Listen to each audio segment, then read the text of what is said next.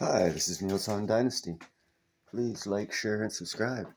Buy some silver and some platinum. And be kind, helpful, and grateful because it's actually better than being a jerk.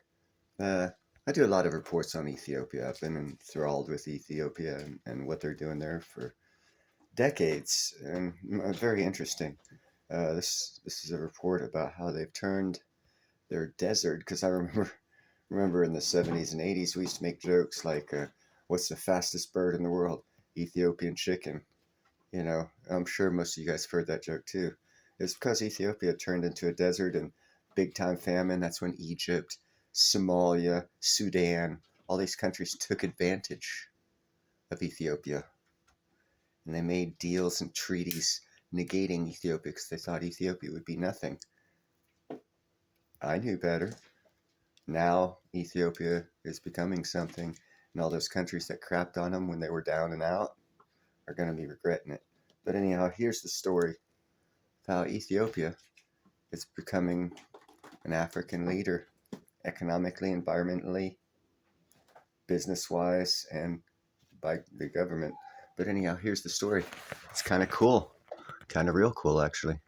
One of the world's most desertified and arid countries, known for enduring some of recent history's most severe famines and droughts, has been quietly transforming large areas of its most barren deserts into lush forests and fertile farmland, thanks to combining ancient methods with modern techniques and cooperation within communities to make revolutionary changes to their environment, improving the lives and livelihoods of large amounts of its population. More than 43,000 hectares of land has been restored. 85% of farmers have reported larger yields, and 76% of farmers have increased their sales. And rivers and streams that had dried up in valleys that were previously lifeless desert wastelands now flow with water again, sustaining people and growing crops with multiple harvests a year. But if that isn't amazing enough on its own, the most incredible part is that they have reforested over 2,700 hectares without planting any trees. That's right, this lush forest has been restored from barren land without any trees or seeds being planted. So stick around to find out how one of the most successful examples of reforestation you will ever see was done without planting anything at all. So let's dive into this incredible story of how this remarkable country has turned its deserts green. In Ethiopia, an incredible transformation has been occurring because these dry and arid hills are gradually being turned from degraded sandy deserts into healthy, productive farmlands. Valleys where there used to be no water are greener than they have been in the last 150 years. Although many still think of Ethiopia as a land of famine and drought, this is actually a rare example of a country that's been taking action to heal its landscapes. Ethiopia is located in the Horn of Africa and is surrounded by some of the largest deserts on Earth, such as the Sahara Desert and the Great Arabian Deserts. The country is also home to the Danakil Desert, which is known as one of the hottest and driest deserts on Earth, with temperatures regularly reaching 55 degrees Celsius, and it has less than 1 inch of rainfall a year. Ethiopia's proximity to so many deserts make it susceptible to extreme heat, drought, and land degradation. But it wasn't always like this. Ethiopia is an ancient civilization with a long history that was formerly known as a Garden of Eden. At least 66% of the country was previously covered with forest and woodlands. However, during the last 150 years, they had nearly all been cleared. By the 1950s, the forest area had been reduced to just 16% of the country, and in 1982, only 3.1% of the land remained as forest. Removing almost all of its forest and trees had a devastating effect on the country's climate. It stopped raining, the rivers, springs and wells dried up, and the country experienced an onslaught of significant droughts, which prevented them from growing any crops, which caused devastating famines between 1983 and 1985. However, over the last decades, communities across Ethiopia have been coming together to totally redesign their landscapes. Communities work together to plan and design their own landscape and micro watersheds. Together they decide and implement the solutions of their choice, guided by experts who support them with options and know-how.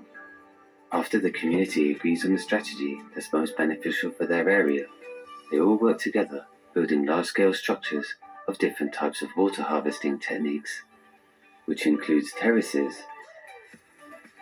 deep trenches, check dams, and percolation ponds in communal areas. In the Tigray region, inspired by China's rehabilitation of the Lost Plateau, communities work together to construct these wide terraces that soak rainwater into the ground so that the land can be used for agriculture, opening up opportunities for cash crops like onions and fruit trees. It's estimated that communities have moved at least 90 million tons of soil and rock by hand across the whole of Ethiopia to restore their landscapes on about 1 million hectares. Communities have designed their landscapes based on the movement of water through the watershed. This can be seen by dividing the landscape into 4 sections, with irrigated land on the valley bottom, rain-fed croplands, grazing areas higher up, and the eroded upper slopes. Firstly, efforts focused on the rain-fed croplands by building soil and water conservation measures like terraces and earth bunds. Earth bunds are banks made of earth to reduce the flow of water. Grass is planted on the bunds to stabilize and hold the banks together, and trenches are dug out above the bunds to capture water, which then sinks into the soil. Gradually, rehabilitation works are extended to the degraded, overgrazed communal areas by managing livestock. Grazing animals are a major contributor to desertification from eating vegetation and trampling the ground, so communities across Ethiopia have fenced off areas to protect the locations they want to reforest, and livestock are no longer allowed to roam freely. Instead, farmers now cut and carry grass bundles to feed their animals close to their homes, and livestock is rotated and moved about more regularly so grasslands get the chance to recover. Efforts then expanded onto upper slopes by treating gullies with rock dams and restoring forests. As a result, rainfall is captured over large areas. The level of water in wells is rising, and seasonal rivers start to flow all year, opening opportunities for irrigation and diversification of crops, increasing yields and therefore the income of the people. Strategies to manage and restore streams and rivers has played an important role. Simple damming techniques were successfully used all across Ethiopia to slow down the flow of water in streams and rivers. This is done to stop flooding and erosion and allow the water to seep into the ground in order to help plant growth. Here you can see how effective small rock dams are at bringing back plant life in just a few months. And all along this larger river, dams have been installed at regular intervals to stop water washing away and taking the riverbanks with it. One of the most exciting and impressive projects in Ethiopia is a remarkable reforestation project in Humbo, where a 2,700 hectare forest has been naturally regenerated. This incredible satellite photo shows the full extent of the initiative, which involves 7 local communities. And what makes it even more outstanding is that this was all achieved without planting a single tree. Instead, they applied a technique called FMNR. FMNR stands for Farmer Managed Natural Regeneration, which is a method pioneered by Tony Ronaldo, who developed the technique while living in Niger during the droughts and famines of the 1980s. Before the land was regenerated, this area was bare of trees, apart from some remaining shrubs, which was actually how they managed to regenerate the forest. FMNR is based on pruning and protecting shrubs already growing on a landscape because they already have developed root systems and are adapted to the climate. And what Tony Ronaldo found out in Niger is that they can actually grow into healthy trees a lot faster than it would take to plant new trees from seed or saplings.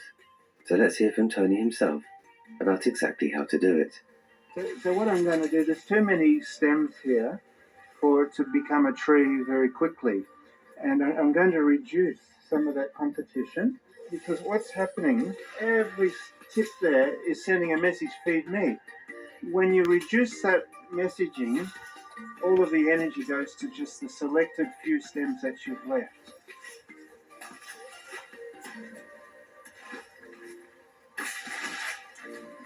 It's a very, very quick process, but already, just from that little bit of pruning, it's starting to look like a young tree. They grow surprisingly quickly.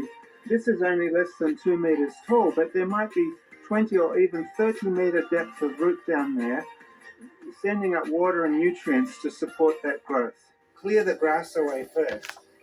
Then you can see what's happening. Okay? Yes. Mm-hmm. And maybe I take this one off. And if you go If you go up instead of down. When you go down, you can damage it. That's right. Yeah. Good. Good boy.